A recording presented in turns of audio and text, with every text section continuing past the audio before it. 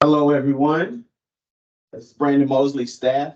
Today is August 23rd, 2023. The time is now 2:34. We'll get started with the BAC Advisory Committee Infrastructure Subcommittee meeting.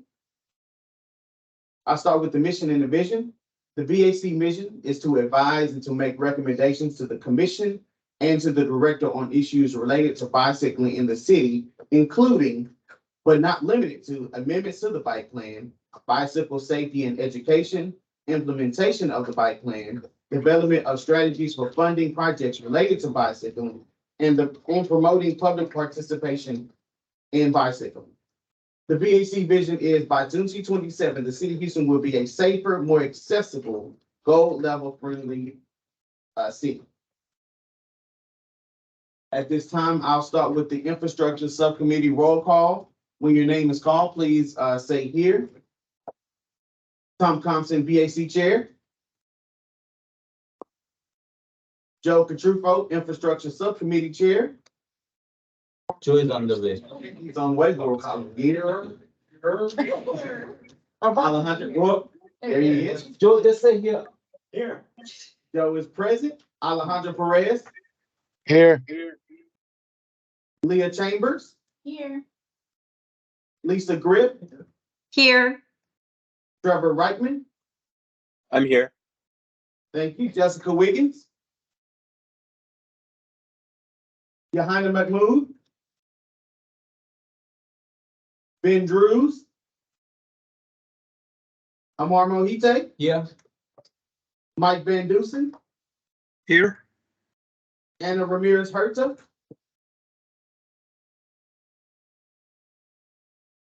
Anna, you there? Robin Holzer.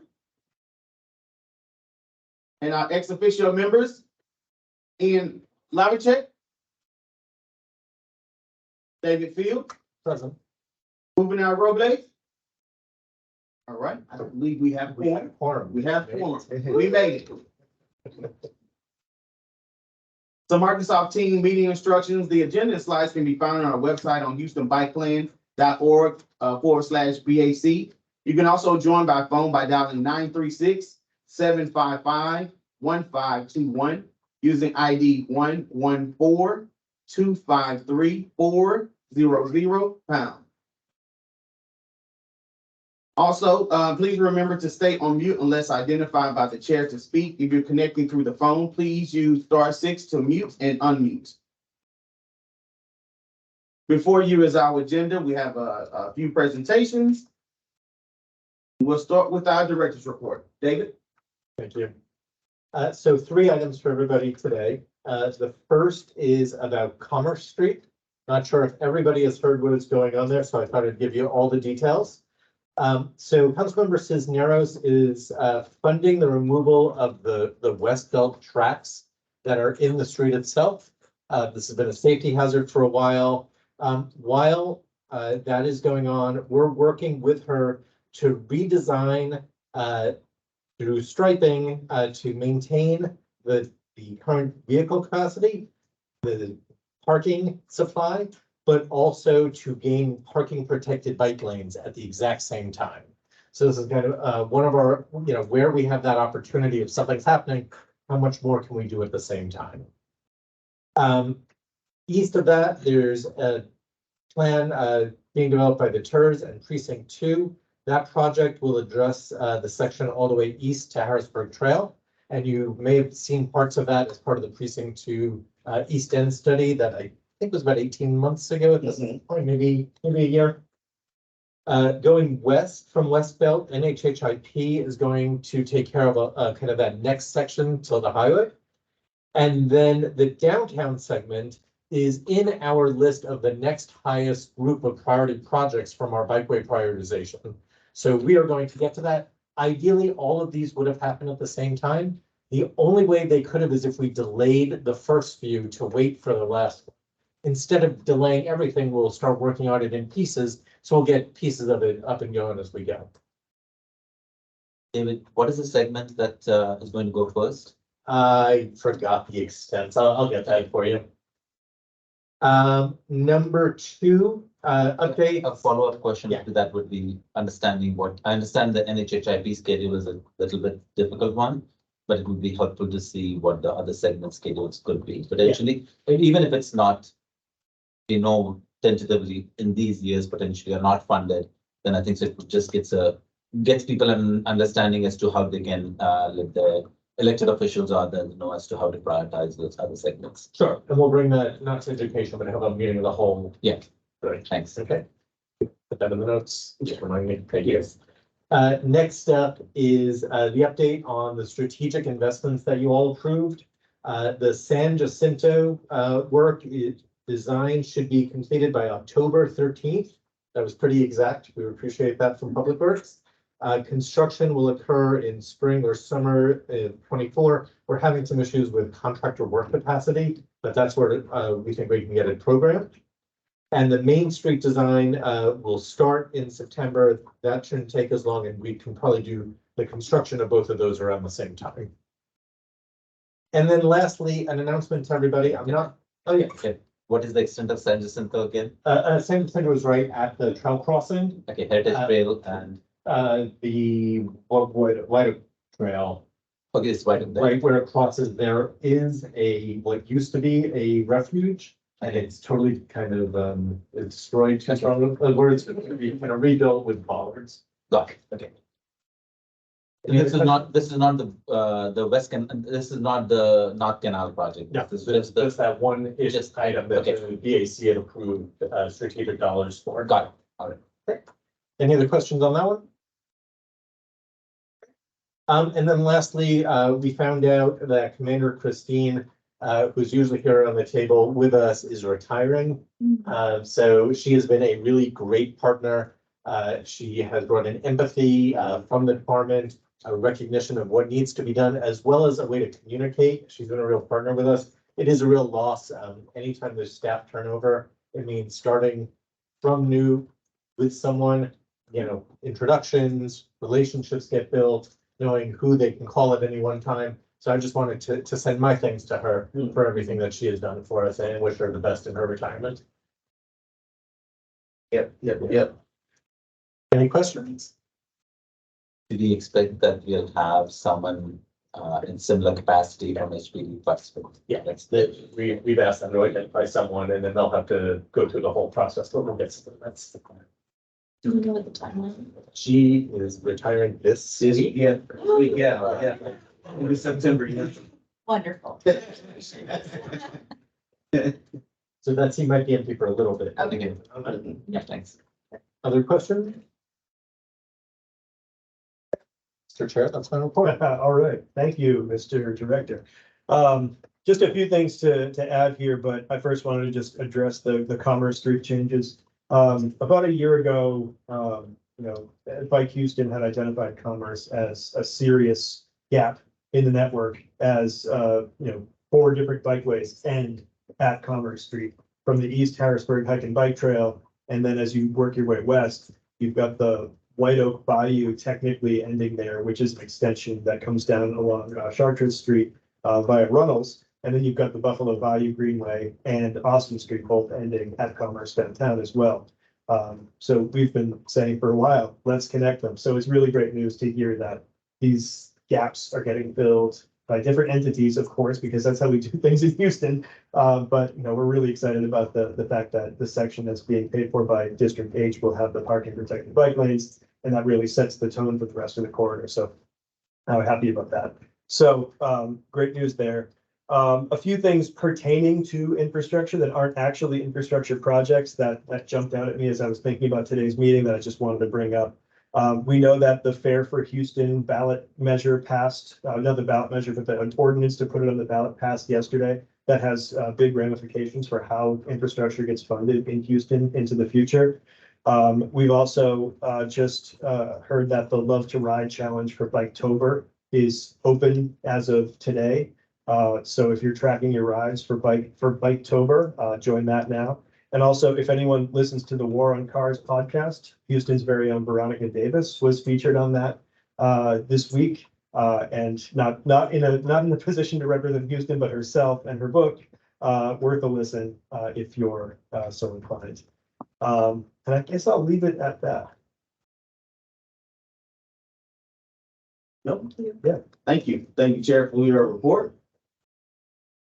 Now we're going to move to the, Sorry, yes, Virginia, being on the ball, or actually first Ricky and then Virginia confirmed, the repaving is St. Charles to the last hearing.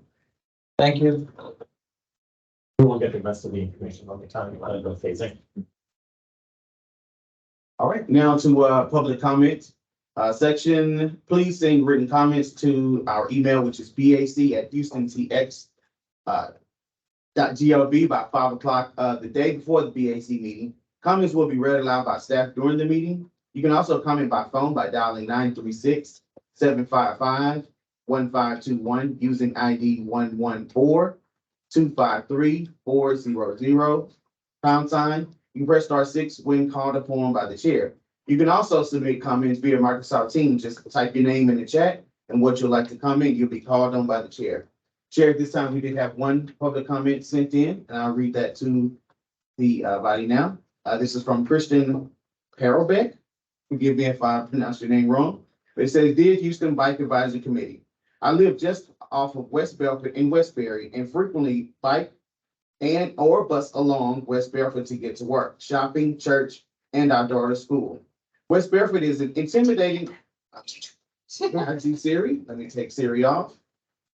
It says, "West Belford is intimidating and unsafe because of many places. It's an overbuilt 6-lane racetrack, and no surprise is that it's designated as a high injury road by Houston. Since the road is in rough shape, the city has replaced it piece by piece. It's a shame to see them spending this money without making safety upgrades. In fact, I suspect smoother roads will speed up traffic and lead to more crashes. What can be done to encourage the city to make safety upgrades when they do road work?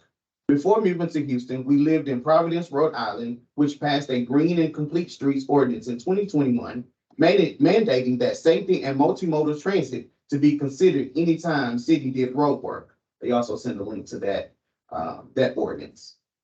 Could we push for something similar like this in Houston? Thank you for your great work, Christian Parabet. Thank you. I offer just one piece. Please. So that is exactly one of the things that we added in the Vision Zero action plan to figure out how anytime we're doing work, we can take a more holistic view of it. We're still working out how that gets into things like a repaving schedule, which is set several years in advance. But we've taken strategic opportunities like the Commerce Street project. That's one example. The Heights Boulevard restriping was kind of our first foray into it, where it was going to get repaved from, I think it was 14th to 20th, 15th to 20th.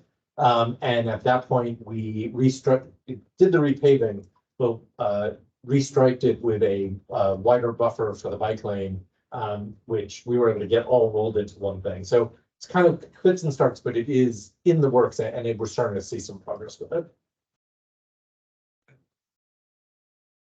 Do you need comments in the chat? All right, move forward through the agenda. So we'll start with our first presentation with Lindsay, Emmanuel, and Kevin on the Pat Walsh Memorial Bikeway. Hi, everybody. I'm Kevin Strickland. This is Emmanuel Nunez. Lindsay Aldridge, who is Pat Walsh's widow, couldn't be here today. I think she's catching the first few minutes, though. So thank you, Lindsay, for being here. I'll have to say I'm a little uncomfortable, but also honored to be telling Pat's story for Lindsay. So I hope I do it justice. What we're going to do today, a couple of things, is talk about what Pat accomplished in the time that he was the planning director. And then Emmanuel's going to walk us through what our map of the Pat Walsh Bikeway looks like. Proposed. Sorry, proposed. Proposed, yes. Don't forget the next. Kevin, this is Lindsay. I inappropriately unmuted myself. This is Lindsay Aldrich Walsh. We are at the airport and we are listening in on everything. And so just wanted to say hi to everyone and let you know that we are in support of this. Julian's also sitting next to me. Want to say hi, buddy? Hi. Okay. Hi, Lindsay. Hi. Yes. So next slide. then. Next slide, please. So if you're wondering, I actually worked with Pat, so I've told this story many times, but if you've heard it before, I don't care because I have a microphone. So you get to listen to it again. Before Pat worked at the city, he lived in Bel Air and he worked at the city of Sugar Land. He loved dogs. He loved taking his dog to different restaurants in Houston at the patio. Neither he or I knew it, but at the time it was illegal. I love dogs. I had a couple of restaurants and we encouraged it.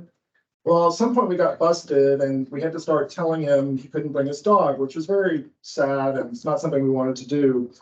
Well, Pat approached me at one point. He said, look, I think maybe we could get the ordinance changed, but I need to work with somebody like a small business owner, a restaurant owner. And I looked at Pat and I said, I've been waiting for you to show up because it wasn't something that I could do. I had my hands full running a restaurant and I knew nothing about navigating the way the city works.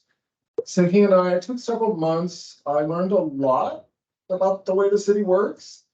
And the reason I like telling that story is Pat had a unique ability to explain a vision to people, how we were going to get there, but then also all of the specific steps needed, and then he could make it happen. So a lot of people are good at one of those things. He was good at all of that. And then as we saw when he came over to being the planning director, he accomplished so much. So what we're hoping to do today is make the case for why bike lane should be named for him. I didn't know this until recently. The first bike plan was proposed in 1993, but Pat took it and sort of made it a vision and an actual map. And city council approved it in March of 2017. What, did I misspeak? No. Feel free to, because y'all worked with him. So, and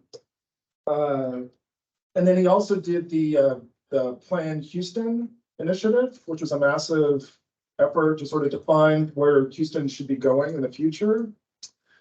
Pat died in 2018. And I want to read, if you go to the next slide, Brandon. I'm going to read, this is the first slide is, or photo is the memorial service that the city held. I'll let you read what the mayor had to say there, but I'm going to read the second slide because it's the reason we're here today. And this is the mayor speaking. One of the things I'll remember the most is Pat's long emails. He was very detailed in explaining all he was working on. He was a strong advocate for the biking community. As we build more bike lanes, it is important that we name one after him. So those are the mayor's words from 2018. So we're hoping that we can turn that into reality. Next slide. This is Pat and Lindsay's son, Julian. He practiced riding his bike, learning to ride his bike, so he'd be able to ride it on his dad's bike path. And if our plan goes through, it's useful to note that it's going to go right past their house. So Julian will be able to ride on it. Sorry, that was difficult. I really miss him. So now we're going to talk more specifics. And hopefully Emmanuel won't blubber the way I did. Thank you, Kevin. This is Emmanuel Nunez, and I'm just going to go over the next few slides. Might not touch on everything, but the proposal here is to stitch together 3, maybe even 4 major bikeways that cross the city from 610 south to 620 north. Using some pretty long bikeways already. And I think that you specifically, we're talking about the Nicholson Bikeway, Patterson Street, which is upcoming, Woodhead, which we've just received some magnificent treatments. We'll talk about them a little bit more. Go through Rice and use Almeida, which is has just been finished by Precinct 1 to get all the way down to the Energy Corridor. So all in all, this would be just about 9 miles. And, as we'll see in the next few slides, a big part of the strategy here is to let people know that using one way, one route, they can cross the entire city. So if we can go to the next slide. Again, we want to leverage the existing infrastructure that exists already along most of this corridor. And we want to use this sort of train stop approach. Everybody knows when they get on the subway, if you are standing at one certain stop, you have to go however many stops to get to your destination. And we want to make sure that this is spaced out with relevance and with a way that people can kind of estimate how long it's going to take them to get across. So again, we want this to be a bikeway that really connects so many of the hubs of the city that, cultural, academic, and technological. So if we can go to the next slide, there's just a few pictures of existing infrastructure that bikeway would pass through. So for example, we've got the Jackson Hill Street Bridge on Buffalo Bayou, first slide. The second slide, we've got a little bikeway connecting Alumni Drive to the medical center, the water wall at the medical center commons, some shots of Rice University, Boulevard Oaks, and the 59 bridges. Next slide, please. This bikeway, I think, would really exhibit leveraging a very diverse toolkit other than just the traditional on-street bike lanes that we see. Importantly, very safe intersection improvements that like Woodhead has. The TERS 27 Montrose just finished neighborhood safe street redesign of Woodhead, where they reconfigure stop signs, added protected bike lanes, and signalized intersections. And we want to be able to leverage all that to build a huge long bikeway going through the city. So next slide. This kind of breaks down a little bit further the length of the existing bikeways, the type of bikeway that they are currently, and then what the length of those bikeways. The next slide here is going to be a side-by-side picture of just from 2021 and 2022 of what Woodhead used to look like, what it looks like now, with pretty minimal disruption. But great safety improvements. Even the trees look better. So these are just some mock-ups of what the signs could look like. A variety of different signs to help guide people, help them see that this is a safe corridor to get across the city, and very importantly, commemorating and somebody that really had a huge impact in where we are today with Houston. The next slide is just a few of the example partnerships that and destinations that are along the corridor. Next slide, please. This is a picture of Pat that this is still at City Hall. One of the opening lines from Planet Houston, and as Kevin mentioned, Planet Houston was a big deal when it was adopted because it was the first time that Houston really had sort of a true direction into becoming the city that it really can be. Right, it's a city of arts and green space that I think everybody here wants it to become. And the last few slides are just again more examples of what it could look like. So let's just imagine that we are at Blossom Street at Patterson, and somebody might see a sign that tells them that they can continue straight and get to Whitewood Bayou. They can turn left and get to Memorial Park, or they can bike 21 minutes and get to Rice, using this sort of train stop approach. So if you can continue to the next slide, the next one. So the last one I think didn't make it through, but it's going to be our official ask. So why are we here? And we want to ask three things from the BAC. Is to endorse the proposed Pat Walsh bikeway, incorporate it into the bike plan and help us make it a reality. So that's our presentation today. Thank you. You want to mention the pass-through of the developer? Oh, sure. So, this is something that this whole long corridor is only going to be useful if, again, it can all be stitched together. And there are some sections where, when Woodhead ends, to get to Buffalo Bayou, there's a small alleyway that's part of the new development. And we've engaged the developer already to see if they would be interested in making that alleyway be officially designated as a bikeway that forms part of this very long corridor. And so, these are the types of places where we want to help connect the dots so that we don't end up with things that are magnificent, across each other, but instead everything is stitched together. So, yeah, thank you. That's a great example. A question, so is this entirely public right of way except for that segment? I would assume maybe parts of Rice. or the TMC might not be? Right. Yeah. Any other questions? I think so. For the segment, they are saying the connection on bike plan is the one through Dunleavy. So there is it's not, Dunleavy is not done, but whenever the development goes through, the tours would make those improvements. I think so. It's intended to have sort of a side path kind of a design to get to between, what's the name of the street? I'm forgetting the name. Between Clay and Island Parkway.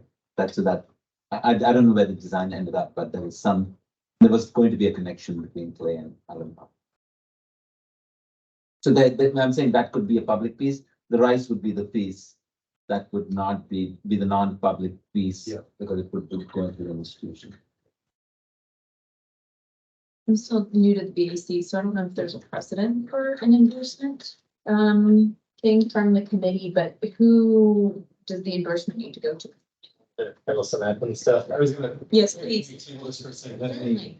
Questions to the presentation, and then I'm ready to get some back. So great. I want to give a shout out to what Emmanuel has done. It's just amazing to me to be able to have the vision to stitch this together. And this is not a Kevin project. It's not an Emmanuel project. It's not a Bike Houston project. It's not a Gear Shifter project. It's a project for Lindsay and Julian. So hoping that the community, how we can marshal resources to make that happen. Really nice. Thank you. Shall we move on? Anyone on the committee? Everything say that's online? I'll jump in and mention something. So I got to know Pat briefly. I appreciated his acknowledgement of people. And when I first jumped into the BAC, he just his level of attention to people, like, just in general. I appreciated that, and kind of like made me hopeful of, engaging in the BAC and trying to, advocate for what I'm trying to do is, like, people that can't make these meetings. So I kind of value that time, and, this dedication to him is something I've always kind of appreciated, of like the community feedback and, doing something for somebody that saw what was possible with the city, and, with the right, people to advocate for that, hopefully make it a reality. I think that this is something that, should happen and needs to happen, really. How we're going to get there is going to be a really, it's the uphill battle, I guess. But once we get there, I think that we can all sit back and appreciate of what we have accomplished. All right. Moving on. May I offer a little bit of and stuff to support this? Yeah. So first, I want to go on record. I actually never met Pat. I never had the chance to work with him. I've heard nothing but phenomenal things, and I feel like everyone missed a real light in our industry by not being able to know him. And I think this is a real testament to that. So thank you. I do have to go over some bureaucratic stuff. This is our city, and that's how we do things. So, and there are a couple of different things we got to do.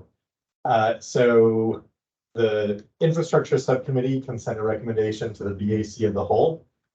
And then you can give a similar or shorter presentation to the BAC of the whole at the next meeting, and that's where the vote would be. And that vote is for a recommendation to be submitted to the mayor's office for this. And that brings me to number 2. I phoned a friend, and he helped me find the naming of city facilities and executive order -1-47. So we actually do have policy about all this. I've become familiar. I did not know it before this. So I now understand what we need to do. I'm always very upfront with everybody about this stuff. It's not short. It takes a little bit of time, but the first steps would be a recommendation or letter of support from the BAC of the whole to the mayor. Then he has to assign it to the relevant department. My reading of this is that would be Public Works, because they are the facility owner of the streets. And then we would work with them to write up a report about what this takes. Are there funds required? Are there approvals needed? Mayor makes a recommendation to city council approves or doesn't approve. So it is a little bit of time. It is up to this committee, and then the BAC of the whole, you'll tell us if it's worth it or not. But I'm happy to help shepherd it at that point. One last thing, just so everybody knows, there is already a proposal for a naming for Pat it's the plaza. I think I don't have the details of it yet. I don't know what 2 contemporary applications for naming something for somebody does. I still have to look into that. But my suggestion at this point is you're the kind of entry subcommittee. You may as well move it forward and get it up to your next step while we do the rest of this research. Is that fair? Awesome. Can I answer any questions about it? So one question would be, at what time does the committee discuss it? And then, so I think so this would be for you and the chair. So you may want to share with us as to, for the committee to discuss, and I see some hands up, as to how do we discuss this, as to what our actions. Thank you for clarifying the process. It's helpful for us to understand the process and consider this request from the community. And so if you can help us walk through as to how should the committee consider this and what steps need to happen for us to consider this and take the next steps. But again, and because the BAC will make the final recommendation, but it will give you time to evaluate and provide a recommendation also to the BAC as the 2 things are going concurrently. You mean about the two proposals at the same time? The 2 proposals at the That same I time. need to look into. What I would say is start this one now. Okay. By the time we get to East BAC of the whole in October, I'll have that answer Okay. for how we do things in parallel, but there's no reason to slow this down at this point. Sounds good. We have a question from Lindsay. Hey, I just wanted to say, hey, this is Lindsay, and actually our plane engine apparently is broken, so we are stuck in Iowa. I would like to say that the proposal for the bike plaza was about 2.5 years ago, and it is now the plaza that is the Jose Torres Campos Plaza. So that is not actually an action item that is going on right now.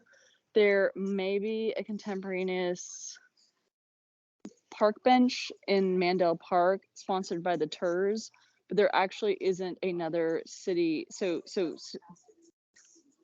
the city did approve that park, the plaza, and then they reapproved it for something else. So there's not a contemporaneous issue with that at this We also time. have another, thank you, Lindsay. Sorry. We also So have- it's all. Go ahead, sorry. No, I was gonna say, but also Pat would probably be horrified at my lack of appreciation for city politics in some ways, because he was very astute and I maybe not be. But which is I already started reaching out to some stakeholders here in Houston, and I don't want to publicly name them, but there were a bunch of people who thought the city was actually doing something like this.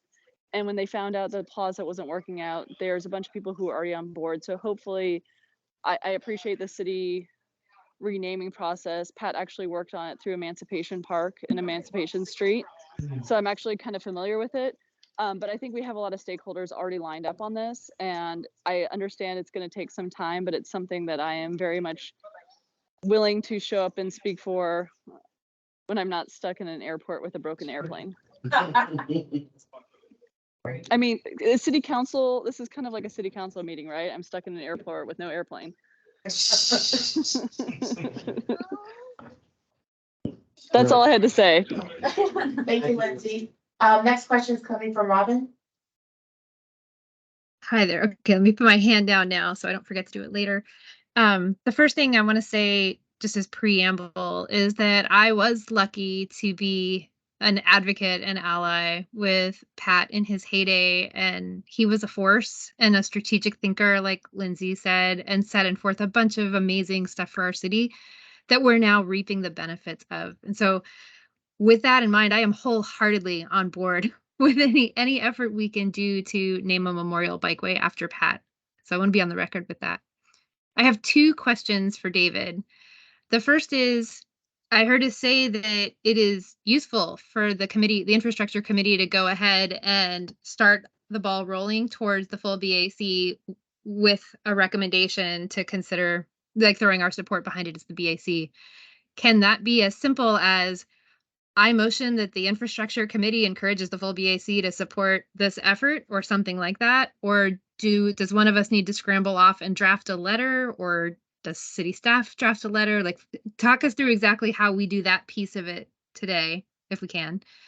And then the second question I have is, to Lindsay's point about community stakeholders, regarding the process you just laid out, at what point do you see it being useful to have letters of support from stakeholders for this effort? Those are my two questions. May I? Please. So for the first one, yes, a simple motion from any member of the infrastructure subcommittee with a second from somebody on the subcommittee, and then we'll take a vote, and it can be as simple as what you just said, Robin. And on the second part, item 6.11.2, once all relevant documentation is compiled, the owning department will notify the appropriate neighborhood association and post notice of proposed naming changes, allowing 30 days for public comment. Public comment will be incorporated into the naming request proposal. So once from here to the BAC, the mayor's office, he assigns it to a department, the department writes the report. At that point, it goes, for further investigation evaluation. Once the evaluation is complete, then it goes to the public process, and that's when all those support letters will be perfectly timed. And if Pat wrote this, kudos, because watertight. Can I ask one question? But we are not renaming the streets, but I understand we are naming a corridor and not without necessarily renaming any of these streets along here. Emancipation was, we were renaming another road to be called Emancipation. And so, and the process would still be the same process. That was the first question. I said this is the process to follow. Okay. Yeah. A comment from Trevor. Thank you for that great presentation. I love the reorganization and simplification of those separate paths to be recognized as one contiguous path. Lisa also commented and said, this is a great idea. Thanks for bringing it forward. Make a motion that the infrastructure subcommittee recommends that this comes before the BAC in October for a vote in favor of a letter of recommendation. Second, third, fourth, fifth. Yeah. All right, you might want to call it. Let's take a vote on that.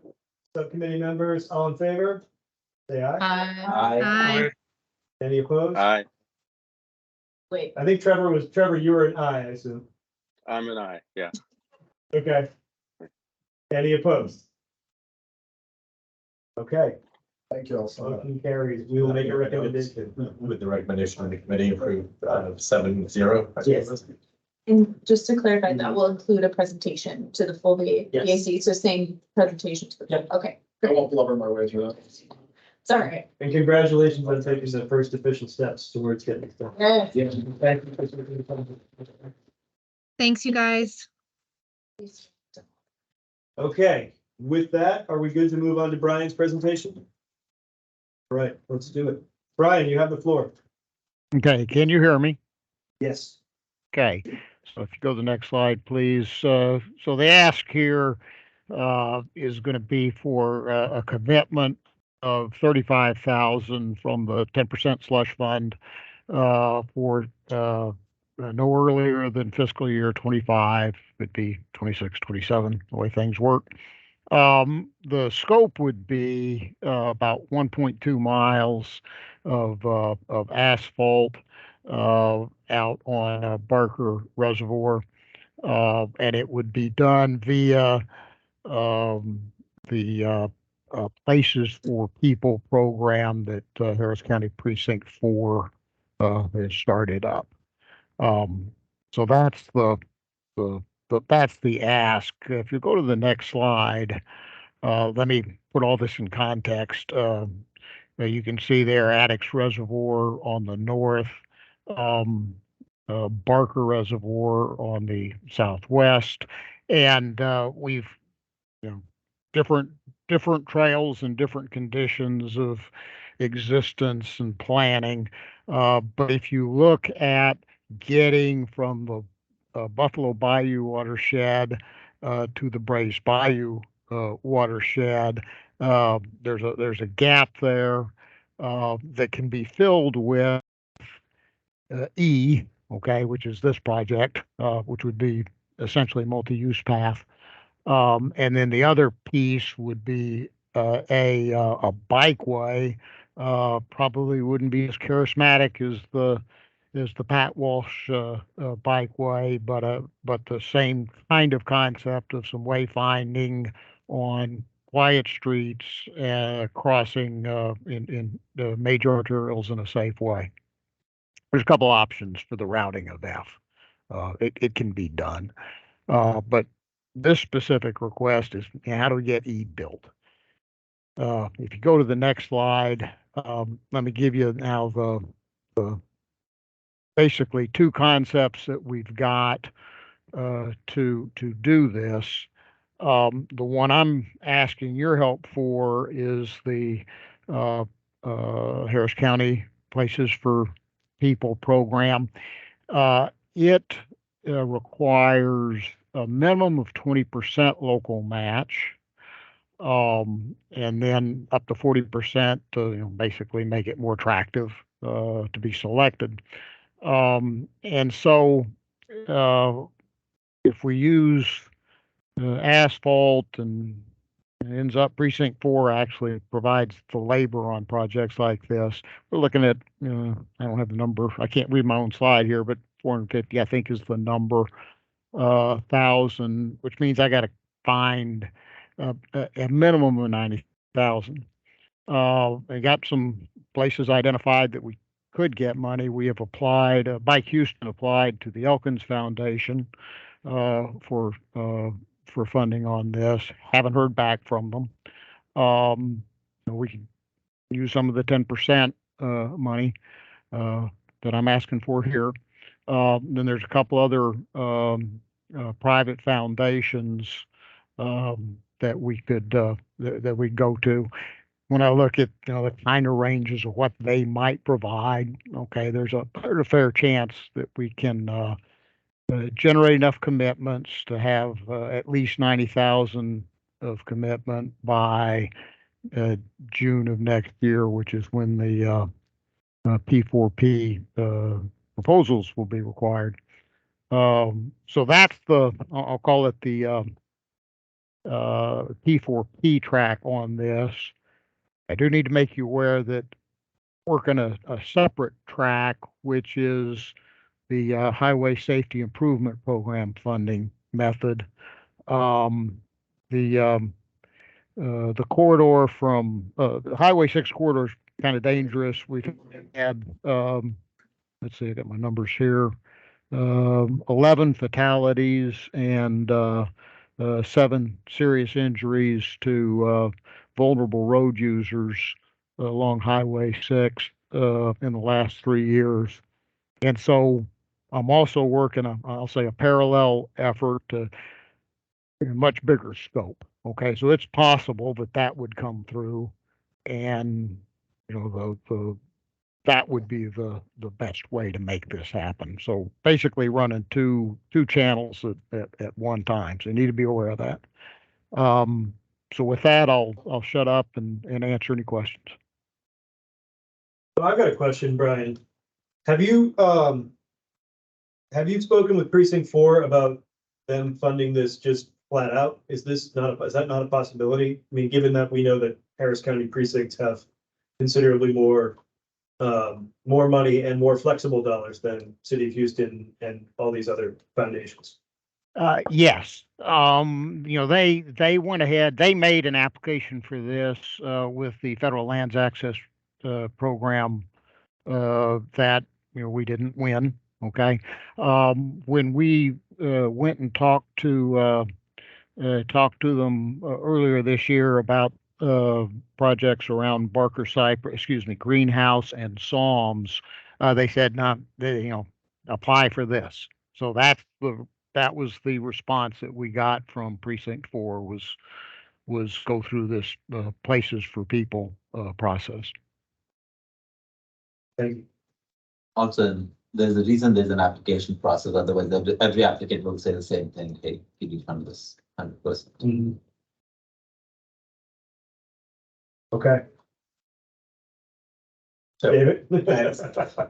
so a little bit of context and reminders for the subcommittee.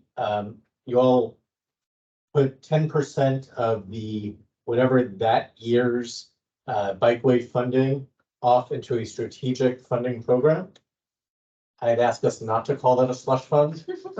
That's not appropriate, but it is there. What isn't there are any committed funds for any fiscal year beyond what we're in today. We have no idea what will be in the bikeway budget in FY25.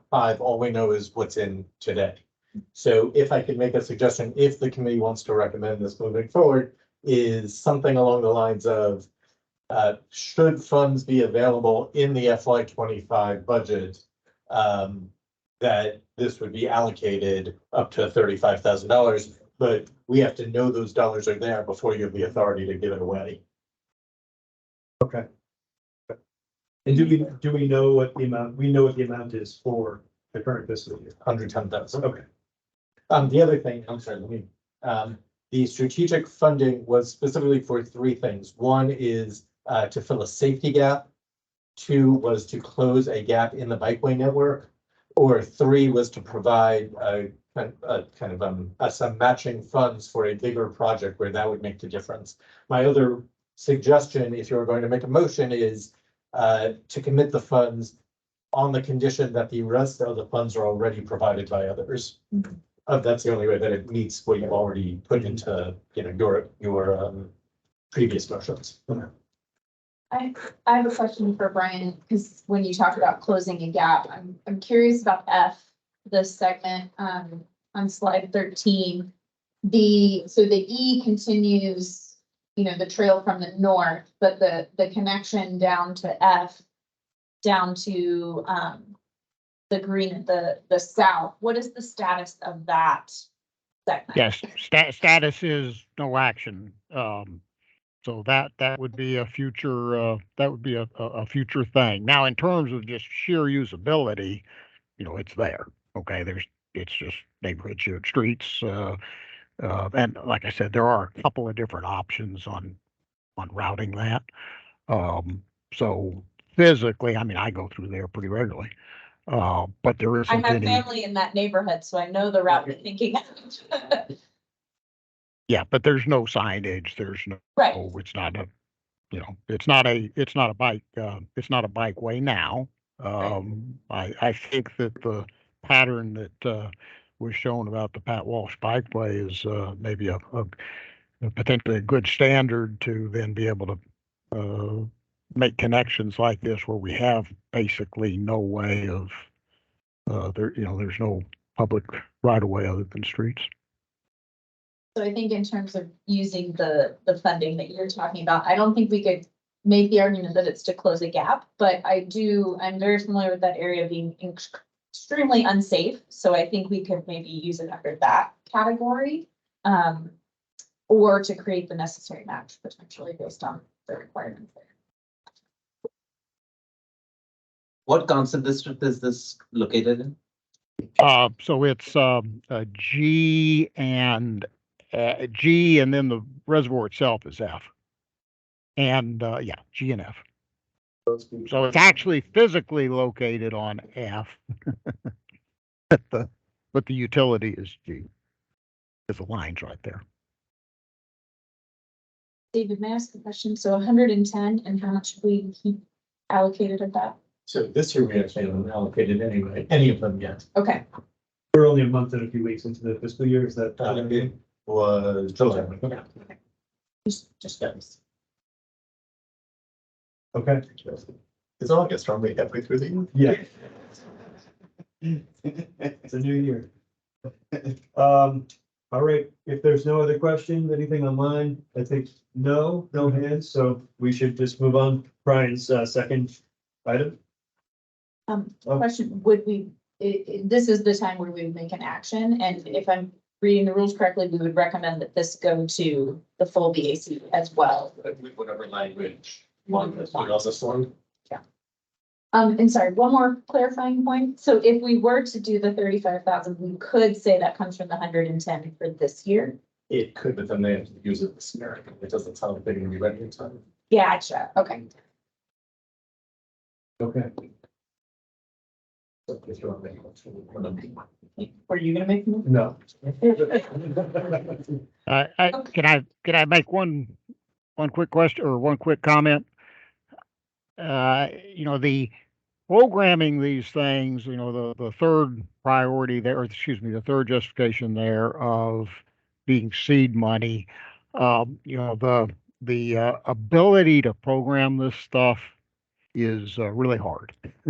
Okay, because everybody, everyone wants everybody else to say, that they're going to do it first. So just keep that in mind, that your ability to actually achieve that third objective, it kind of depends on being able to demonstrate sufficiently to the people that are going to provide seed money, excuse me, to the people who are going to provide the big money, that they're, that it is something that's, that there's a very good chance that the funding will be there. I don't know if this is a motion or not, but I think my request would be that Brian, maybe you come back when you know a little bit more about some of the other funding options and we know exactly how much is there and we have a little bit more idea on the timing. Especially based on if we have to use it this year and things like that. Yeah. I don't know. Procedurally. If no one makes a motion to do something else, that's just on the table. Great. Since a suggestion to them. Great, that would be my suggestion. Okay. Shall we move on then? Any other questions? No? Okay. We can move on to your, this is also Brian. Presentation, temporary box dots installations. Yeah, this just next slide, just real quick. I have been running across this since December of 2021, and it is dangerous. What happens is you're coming along, and suddenly you're faced with these slippery buttons, and there really is no path through them. I mean, particularly, I hit that one there on the left at Memorial Park, and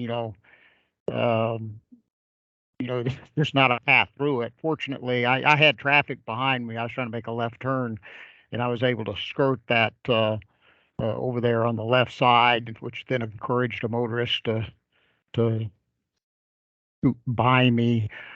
Very easy fix. Just take out one button so that there's a straight through path.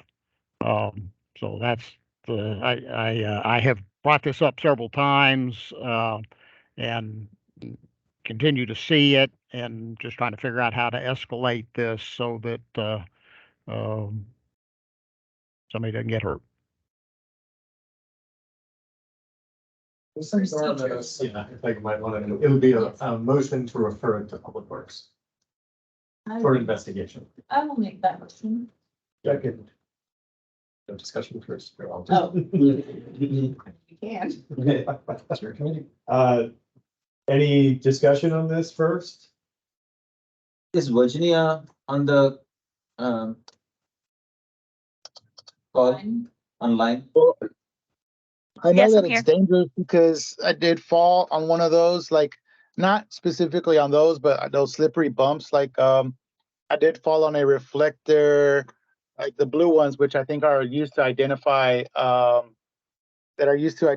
fire hydrants for fire department. So I slipped on one of those, making a turn, and I fell. So I do recognize how dangerous these can be for cyclists. And I thank Brian for bringing this up, because this is something that we probably don't notice as much, like looking at bigger things. So thank Brian for bringing this up, man.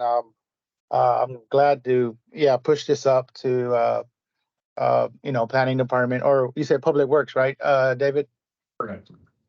Yeah, I'm in agreement with that, to update maybe some standards of how these practices are done. Yeah, if I can just add, I think that these were not invented to be part of bikeways. They were meant to be sort of like rumble strips. And really, designed for car tires to hit them and know that you're hitting something that is raised, with something that is not taking into account other users of the road. So, I'm good with recommending Public Works take a fresh look at this. There's a question from Robin. Robin? Click, unclick, unclick, reclick. My question is, do we know, maybe this is a Public Works question. I haven't seen a lot. I agree with everybody who said they're perilous on two wheels. Amen. My question is, do we know if this is something that the IDM recommends or includes as this is a treatment we want to do places, or if it's maybe sliding in as a temporary traffic control plan kind of treatment that's not getting the same kind of scrutiny? Does anybody know? And is this the MUTCD's required pattern that they're supposed to use, so you can't miss them with your car tires? And these are the things that Public Works would look at in their investigation that gets referred. Yeah. Perfect. I'm on board with referring. Four hands, it looks like Brian and Mike. Brian? Yeah, so I have only seen, first of all, I've only seen these on temporary. Doesn't mean it may be somewhere else, but I've only seen them on temporaries. 100% with having them there. Okay, I think they're very important to give some warning to motor vehicles. All it is just a little bit of a path so that you're not faced with essentially a wall.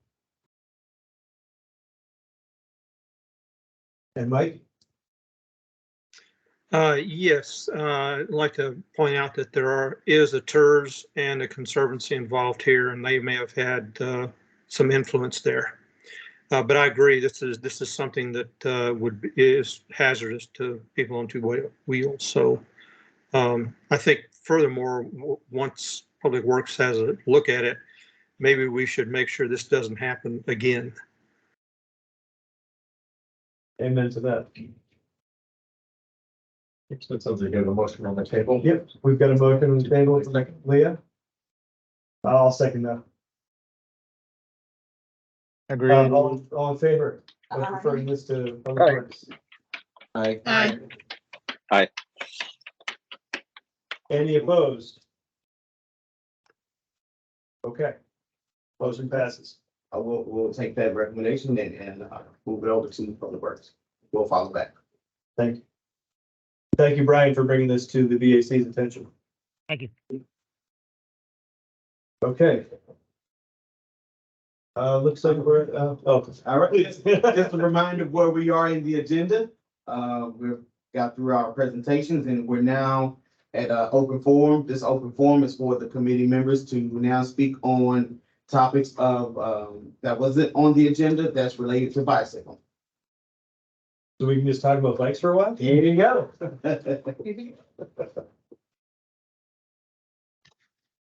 Don't all go at once. Anything online? Okay. Maybe Joe could ask, the process of notifying the neighborhood associations, who does that? Is that the city? I'm just thinking there's a lot of them to notify. You're talking before the proposal for the, I'll have to read into what it looks like that kind of thing. We'll figure it out. Good question. They'll ask. Not sure what we're asking. This is over my head. Announcements and events, I suppose we can move on. Here we know it. We'll move forward, yes, to announcements and events.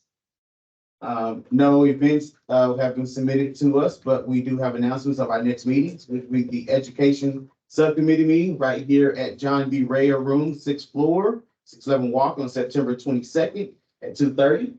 And then also we'll have the BAC as a whole on October 25th at 2:30. I am encouraging everyone, if you can, please be there in person. Last meeting, we couldn't have our ethics training, so we will have that during our October meeting. Also, we might have a surprise guest there. I think you can announce it. Okay. Don't leave us hanging. Yes, Brian will be back. Hey. So, yes. Brian will be back, and so we're not sure yet. We'll get him reacclimated back to the BAC. So he may not lead that. Missy and I may still lead that, but he will be there physically present. So that'd be a great thing. And then moving on, we'll meet right here with the Infrastructure Subcommittee here at John B. Rayer, 6th floor, 611 Walker on November 15th, 1 week before Thanksgiving, before we get our turkey on at 2:30. And so with that, oh, you got one more? Wait, before you go. Yes. Did you talk about? And yes, also another reason for coming in person at the BAC meeting in October, we are planning to take our group picture so we can update the website and publications. And the department has two big announcements. One is we are very excited to announce that David is our new deputy director. So now we have two deputy directors, Jennifer Austin and now David Field. So congratulations. And also, Here, here. another great update is that we now have a new deputy assistant director who's coming in October, Monique Johnson. She's coming from the city of Sugar Land. She has 9 years of experience in various roles, public works, engineering, and planning. Her most recent position was a transportation and mobility innovation manager overseeing the transportation and mobility innovation program within the engineering department. So we're really excited to have her in our department. She's a previous employee, so she knows the city of Houston really well. I missed it. Say it again. What's Monique landing? Where's she landing here to do what? She's coming back. She will be the deputy assistant director in the transportation division. So she'll be working with David. So new faces and new things happening. So we're very excited. Yep. Excellent. And you said Brian will be back for the full BAC in Right. October. Okay. Yeah. Great. All right. And I guess if there's nothing else, we're able to, we don't need a motion. No, to adjourn. no. Okay. All right. We are in. Thank you all for coming. Good to see you all online. See y'all in September. everyone. Because you know that most people. Have a good Thanks one, for y'all. all you do, guys. Thank you. But as long as. Thanks. As long as you've covered everything else, yeah, you don't need to do it.